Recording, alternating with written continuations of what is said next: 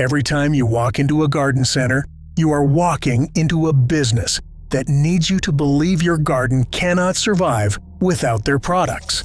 The sprays, the pellets, the starter fertilizers in bright packaging add up fast.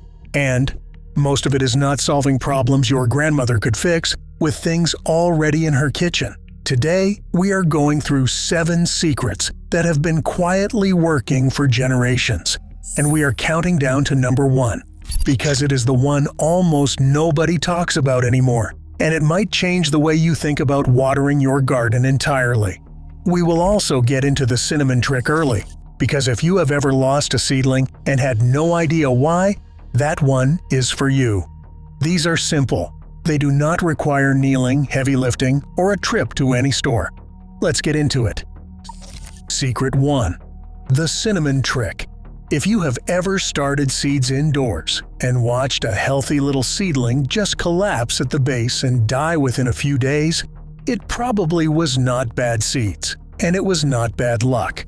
It was a fungal condition called damping off, and it moves fast through damp soil, especially in the warm and closed conditions where seedlings spend their early weeks.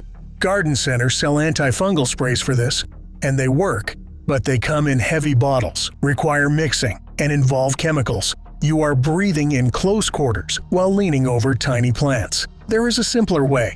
Plain ground. Cinnamon is a natural antifungal. A light dusting on the soil surface around the base of your seedlings creates a barrier that fungal spores cannot easily penetrate.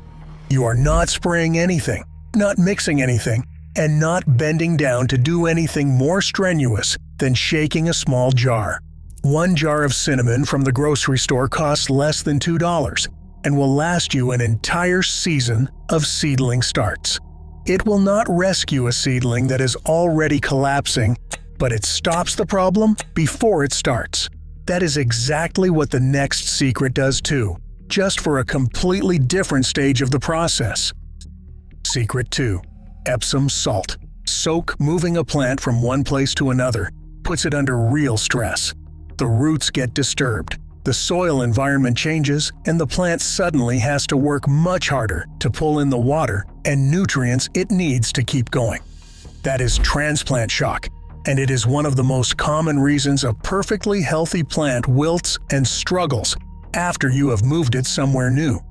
The fix most garden centers push is a starter fertilizer, usually a liquid concentrate sold in a small bottle at a price that does not match what is actually inside it. What those products lean on, at their core, is magnesium and sulfate. Those are the 2 minerals that help roots recover quickly and absorb nutrients more efficiently after the stress of transplanting. Epsom salt is magnesium sulfate. 1 tablespoon dissolved in a gallon of water, poured slowly at the base of a newly transplanted plant, delivers exactly what it needs to settle in. No kneeling, no complicated ratios, no spending $10 on a product you can replace for less than 1. You can find Epsom salt at any pharmacy or grocery store, and a small bag handles an entire season of transplanting. That fix works at the root level, underground, where you cannot see it. The next secret works on top of the soil. 1 afternoon of setup could free you from weeding for months. Secret 3. Cardboard mulch. Weeding is the task that ends more gardening seasons early than almost anything else. It is hard on your back, hard on your knees, and it never actually finishes. Pull a weed today, and something else fills the space within a week. Expensive landscape fabric promises a solution, but it tears. It lets stubborn weeds through anyway, and after 1 season, it tangles around roots and becomes its own problem to deal with. Plain cardboard does the job better. Laid directly on bare soil, it blocks the sunlight that weed seeds need to germinate, smothers whatever is already growing underneath, and then slowly breaks down and feeds the soil over time. There is nothing to remove at the end of the season. The technique matters here.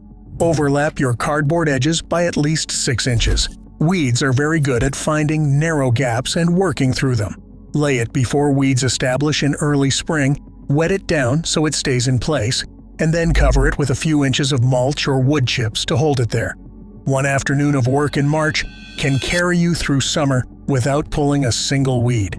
If you watched our video on using newspaper in the garden, this is the same principle scaled up for wider beds. Now, cardboard handles what is in the ground, but it will not stop what is crawling across it. The next secret takes care of that without a single toxic pellet. Secret 4. Coffee ground armor. Slugs are patient and quiet, and by the time you notice the damage on your hostas or your lettuce, they have already been feeding for days. Most slug pellets work, but they are toxic to birds that eat the dead slugs, harmful to dogs that find them interesting, and they leave chemical residue in the same soil you are growing food in. Used coffee grounds create a barrier that slugs simply will not cross. The texture is rough and uncomfortable for them to move across, and the acidity adds an additional deterrent. Pour a ring of grounds around the base of any plant you want to protect, and slugs will go around it. The best part is the cost, which is nothing. Most coffee shops accumulate pounds of used grounds every single day and are happy to give them away if you ask. Some even bag them up and leave them at the counter. As the grounds break down into your soil, they release nitrogen slowly, so they are doing double duty as a light fertilizer at the same time. This works especially well around hostas, strawberries, and lettuce. Those plants are what slugs reliably target first. Secret 5. Aspirin water. This one surprises people because it sounds like something someone made up, but the science behind it is real. Plants have an immune system, and salicylic acid is one of the compounds that activates it. When a plant detects stress from disease or pest damage, it naturally produces salicylic acid as part of its defense response.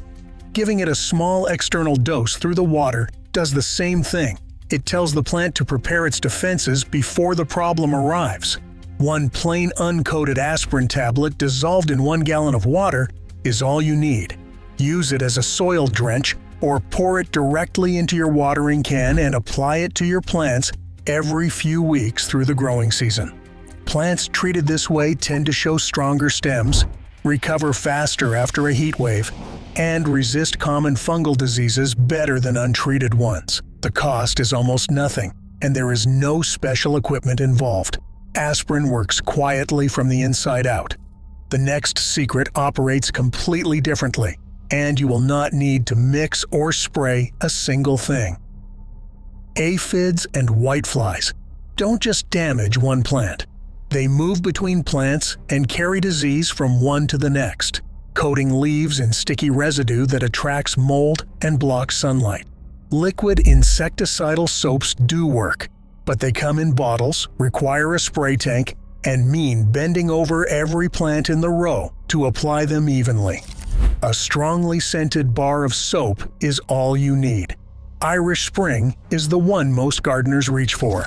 Shave it into thin curls with a vegetable peeler and scatter the shavings around plant bases to create perimeter protection without any of that effort. The scent releases slowly, and insects find it repellent. One application holds up through about a week of dry weather before you need to refresh it. For raised beds, run a ring of shavings along the outer edge of the frame itself. That alone keeps soft-bodied insects from climbing up the sides. You're doing 5 minutes of work with a peeler instead of 20 minutes hunched over plants with a sprayer, and your hands stay dry the whole time. The last secret on this list is a different category entirely. It doesn't target pests or disease at all. It targets the task that drains more physical energy than almost any other part of maintaining a garden. Secret 7. The bucket drip system. Holding a garden hose Zisas is deceptively tiring. 20 minutes of standing in one spot, arm extended, moving slowly between plants. It does not sound like much until you have done it in July heat and felt how your back and shoulders respond afterward. A 5-gallon bucket with a small hole drilled near the base solves this completely. Set it beside a plant, fill it with water, and walk away.